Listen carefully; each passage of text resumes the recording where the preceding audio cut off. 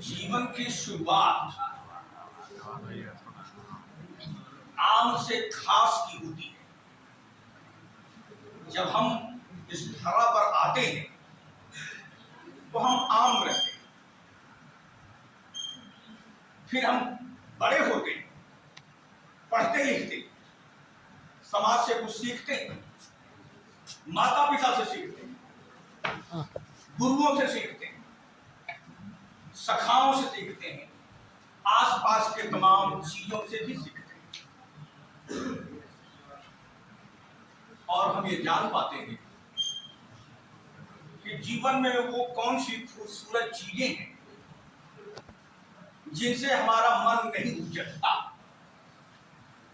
जिन पर हमारा मन सदैव लगा रहता है, जिन चीजों से हमारा मन कभी उचटता नहीं, वास्तव में वही खूबसूरत चीजें होती हैं।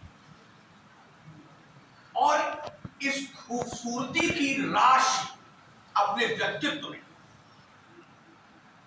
जितना आप संग्रहित करते जाएंगे उतना ही आम से खास बनते जाएंगे।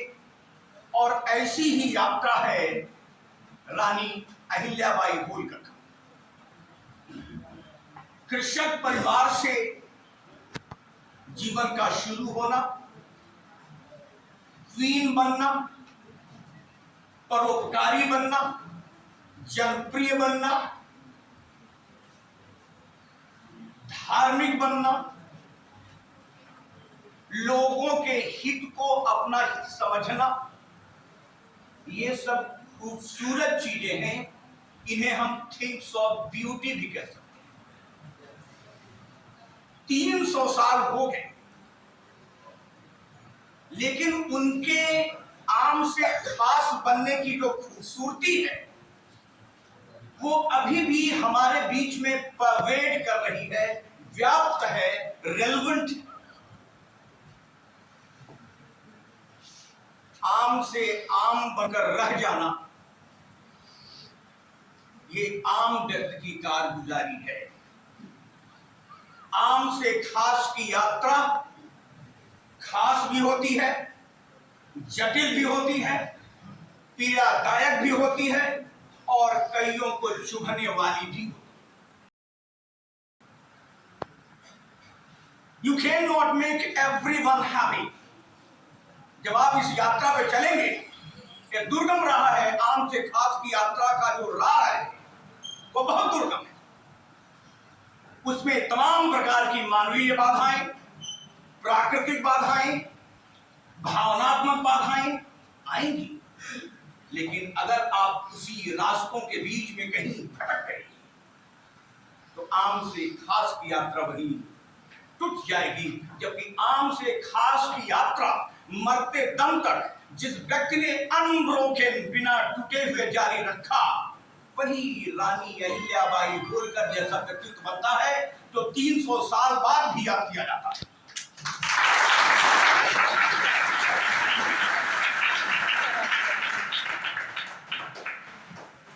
मैंने अभी एक कविता फिनिश की है, a thing of beauty, compose bye John Keats.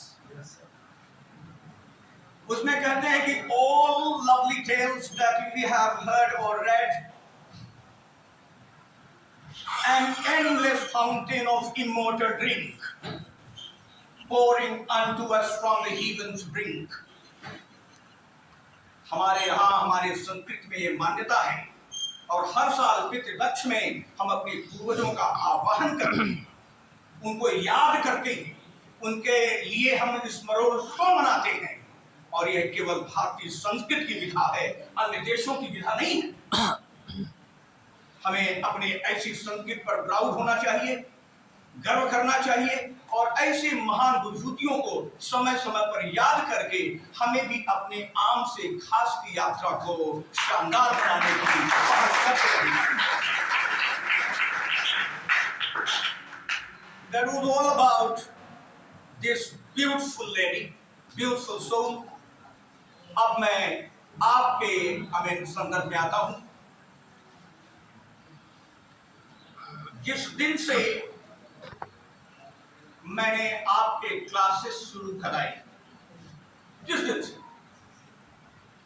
और पता नहीं क्यों लोगों में थोड़ा सा नैराश्य भी भाव था कि शायद मैं उसमें हमें क्रैक कर जाऊं, लेकिन मुझे इतना आत्मविश्वास था कि 20 साल का जो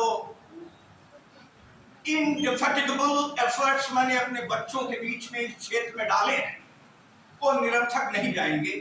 और हमको लगता है कि एक हफ्ते के अंदर कम से कम 150 से 200 बच्चों का कारवां जत्था मैंने अपने इस विद्यालय में इकट्ठा किया और उन्होंने नियमित रूप से इस विद्यालय में आना जारी रखा। I am thanks to you for that.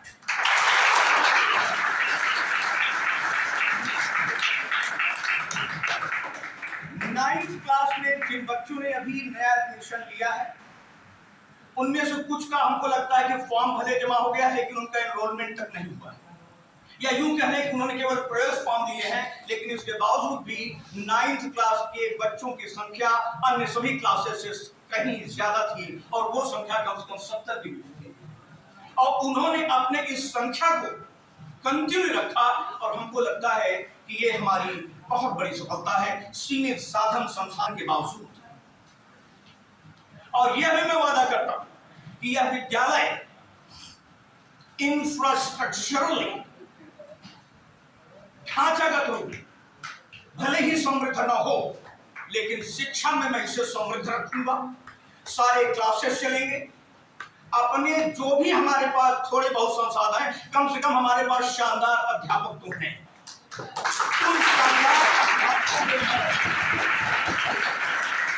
मैं रेगुलर क्लासेस चलाऊंगा, एक भी क्लासेस खाली नहीं जाएंगे। बस अपने शिक्षक साथियों से इतना अनुरोध है कि जिस दिन आप सीएल लेना चाहें उसके एक दिन पूर्व हमें बता दें ताकि मैं आपके टॉपिक को समझ सकूं कि आप क्लास में क्या पढ़ा रहे हैं और जिस व्यक्ति को दूसरे को उस क्लास में भेजूं वो टॉपिक बता सकूं और वह व्यक्ति उस टॉपिक को कंटिन्यू कर सके ताकि वो क्रम ब्रेक न हो। ये अध्यापक मेरे साथी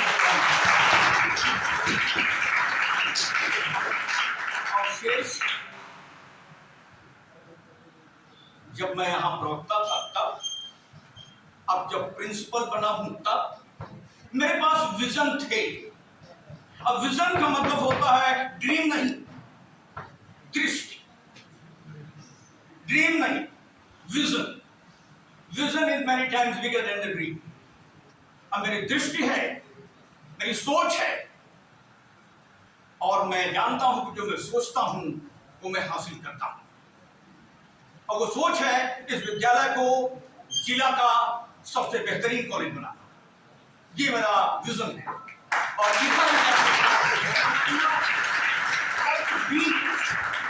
और इस बीच हर किसी निराशा को, हर किसी नकारात्मक दावों को मैं ठोकर तो नहीं मारूंगा लेकिन लांघ कर चला जाऊंगा।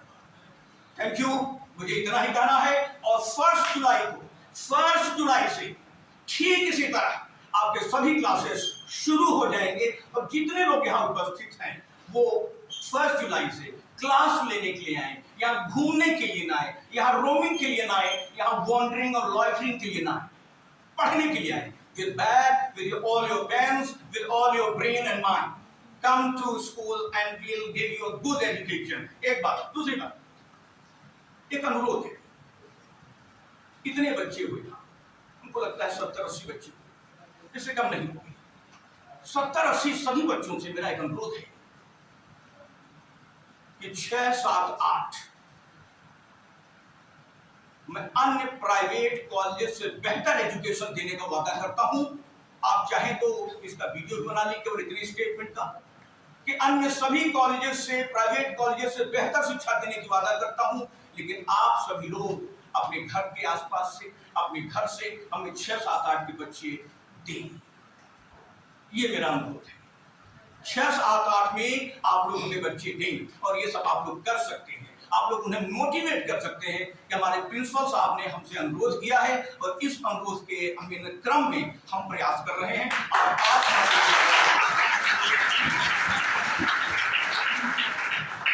Thank you so much. अब हम लोग एक दूसरे से जुलाई में मिलेंगे और आपके छुट्टी के लिए ढेर सारी शुभकामनाएं। को एंजॉय कीजिए, लेकिन जरूर समझिएगा पढ़ाई अपनी रोकिएगा नहीं, पढ़ाई करते रहिएगा। Thank you.